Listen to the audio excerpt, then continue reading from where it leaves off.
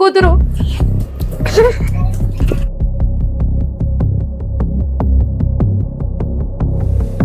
నా కూతురు ఎక్కడ పోయింది ప్రభువా? సిలోహి వందనాలమ్మా. ఏంటమ్మా అరుస్తున్నావు? అక్క, నా కూతురు కనిపిస్తలేదక్క. అయ్యో అవునా, అంత వెతికావా? ఎక్కడా లేదక్క, అంతా వెతికా. నా కూతురు లేని జీవితం నాకు వద్దక్క, నేను చచ్చిపోతా. అంత పని చేయకు గాని సంధ్య బయటికి రా. కూతురు దొరికింది అమ్మా.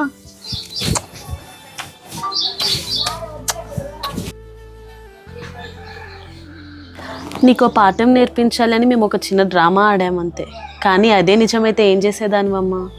చచ్చిపోయేదాన్నక్క. పొద్దుస్తమానం ఆ టీవీ మోజులో పడి పిల్లల్ని నెగ్లెక్ట్ చేస్తున్నావు.